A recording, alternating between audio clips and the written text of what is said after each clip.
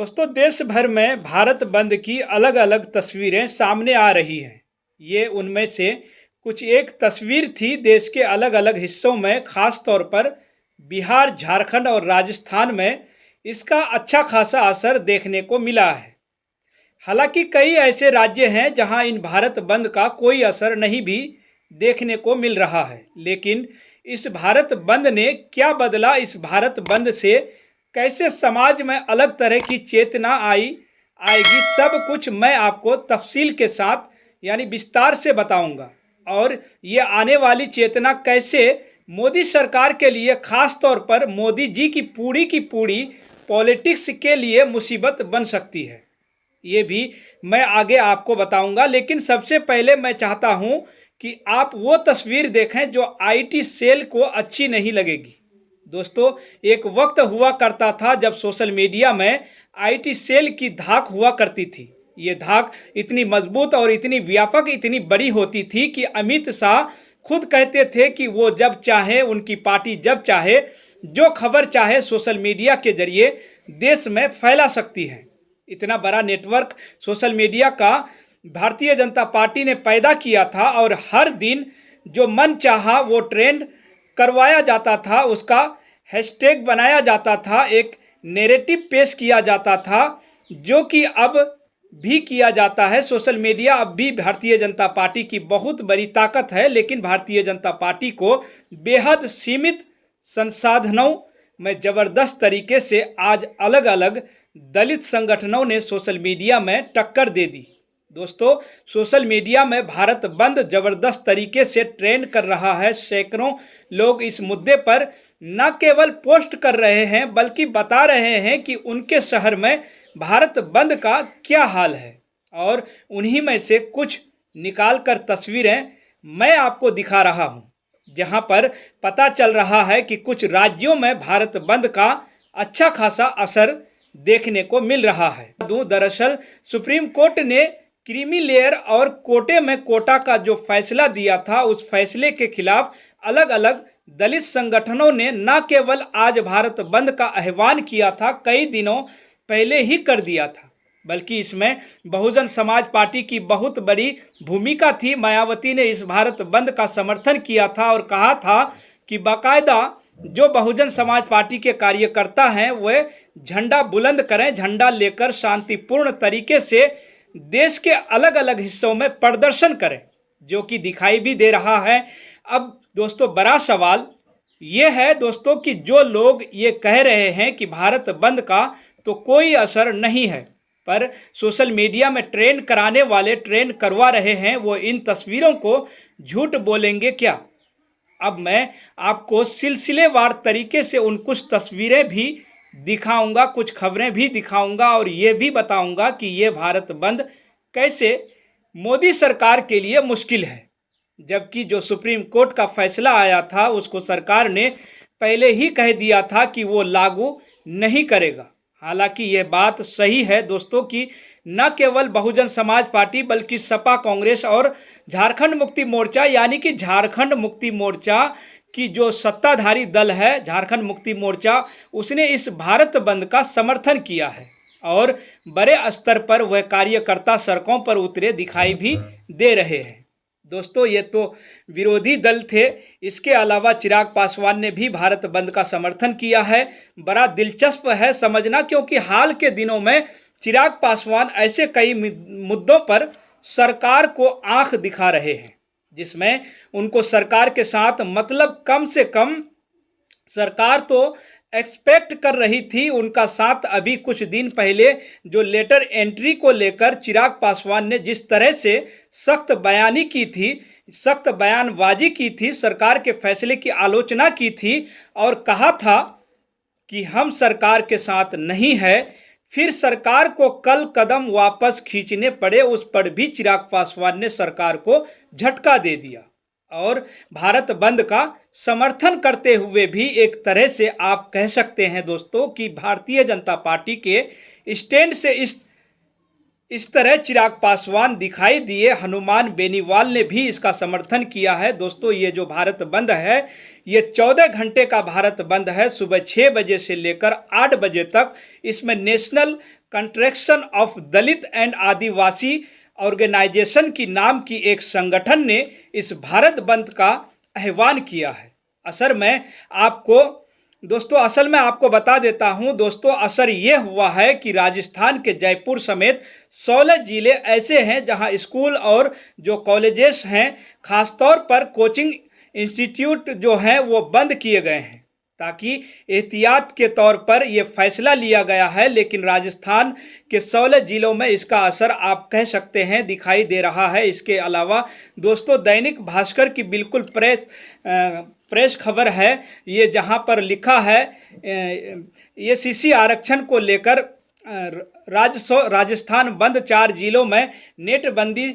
सवाई माधोपुर में डीजे के साथ रैली, डंडे लेकर पहुंचे युवा। अजमेर पाली में जबरन दुकानें बंद करवाई गई। ऐसे कई खबरें आई भी हैं जहां पर दुकानें जबरन बंद करवाई गई है। लेकिन दोस्तों, ऐसी भी खबर हैं जहां पर जो व्यापारिक संगठन हैं उन्होंने खुद ही दुकानें बंद कर दी।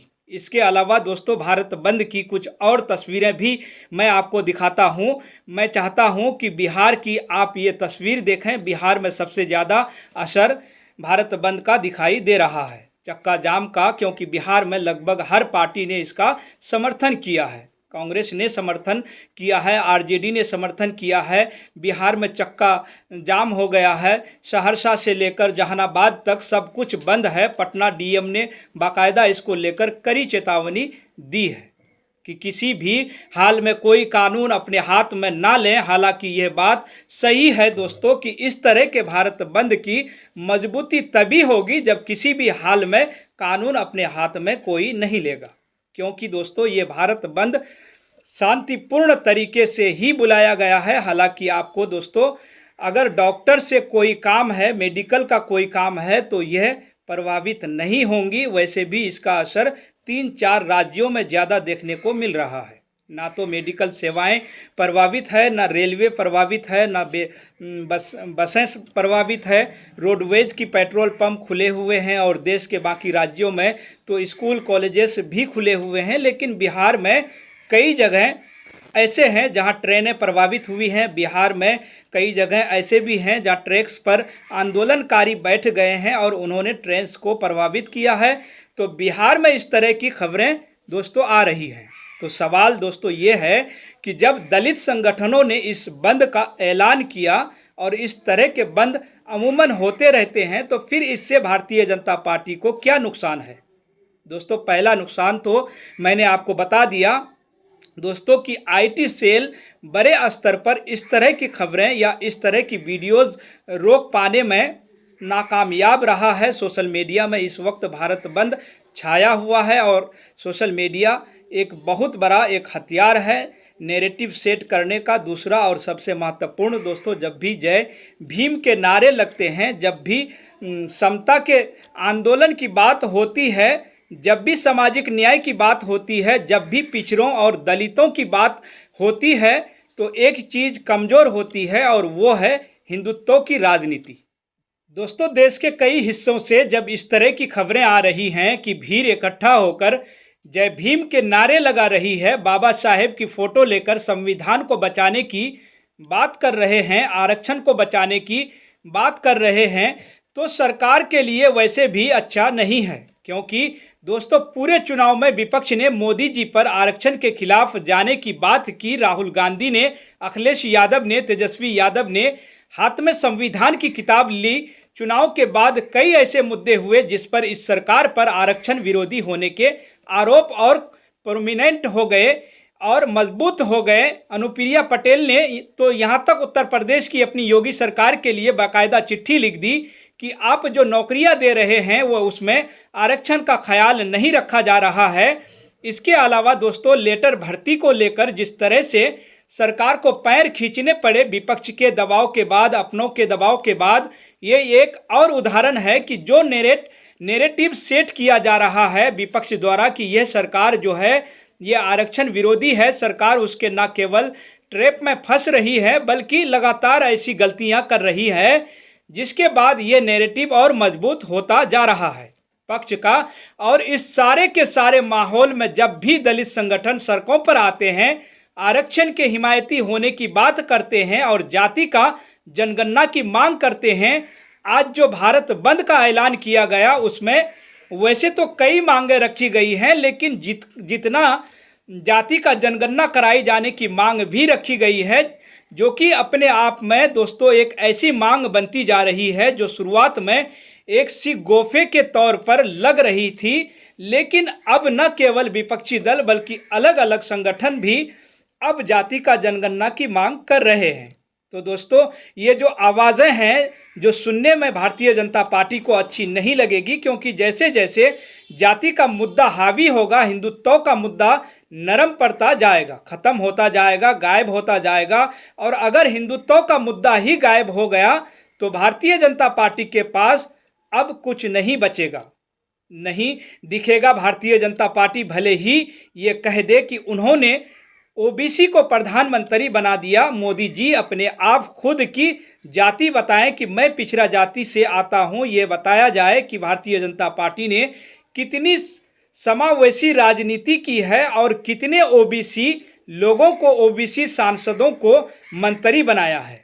अलग अलग राज्यों में ओबीसी चेहरों को मुख्यमंत्री बनाया है, ये बात सही है। हाल के सालों में भारतीय जनता पार्टी ने बहुत बड़े स्तर पर ऐसा काम किया है, लेकिन मोटे तौर पर दोस्तों भारतीय जनता पार्टी की ताकत अब भी हिंदुत्व का एजेंडा ही है, क्योंकि समता की बात, सामाजिक न्याय की बात तो सभी करते हैं, समाजवादी पार्टी भी करती है, अब तो राहुल गांधी भी करने लगे हैं, तेजस्वी यादव भी करने लगे हैं। ठीक है, मोदी जी को या भारतीय जनता पार्टी को अलग कैसे करता है दूसरे दलों से, भारतीय जनता पार्टी अलग कैसे होती है, हिंदुत्व की पॉलिटिक्स से होती है। और दोस्तों हिंदुत्व की पॉलिटिक्स की वजह से ही भारतीय जनता पार्टी यहाँ तक पहुँची है। तो वही मैं आपसे कह रहा हूँ कि जब सड़कों पर इस तरह के भारत बंद शांतिपूर्ण तरीके से किए जाते हैं, जय भीम के नारे लगते हैं, बाबा साहेब के नारे लगते हैं, जाति का जनगणना कराए जाने की मांग को लेकर लोग सड़कों पर उतरते हैं, शांतिपूर्ण तरीके से अपनी बात रखते हैं, तो यह एक आला मिर्ग पोजीशन है ये सरकार के लिए, या यूं कहें कि प्रधानमंत्री नरेंद्र मोदी जी के लिए, खासतौर पर प्रधानमंत्री नरेंद्र मोदी जी के लिए, सरकार के लिए नहीं बल्कि प्रधानमंत्री नरेंद्र मोदी जी के लिए एक आला मिर्ग पोजीशन है कि अगर जाति का मुद्दा हावी हुआ और जाति का जनगणना एक आम मांग बन गई पिछड़ा जाति और दलितों की, तो फिर भारतीय जनता पार्टी की पॉलिटिक्स कहा जाएगी। आपको दोस्तों क्या लगता है? दोस्तों इस तरह भारतीय जनता पार्टी को लेकर इस तरह सड़कों पर प्रदर्शन करना, इस तरह से भारत बंद का आह्वान करना, आपको दोस्तों क्या लगता है? तो आपको दोस्तों जो भी लगे, आपका जो भी राय हो कमेंट बॉक्स में दोस्तों ज़रूर लिखें, और जितना हो सके चैनल को शेयर करें, सब्सक्राइब करें। थैंक्स का ऑप्शन दिया गया है दोस्तों, अगर आप चाहें तो कुछ आर्थिक मदद भी चैनल की ज़रूर करें। तो दोस्तों इस वीडियो में इतना ही, फिर मिलेंगे अगली वीडियो के साथ। आप सभी का बहुत बहुत शुक्रिया, धन्यवाद। जय हिंद, जय भारत।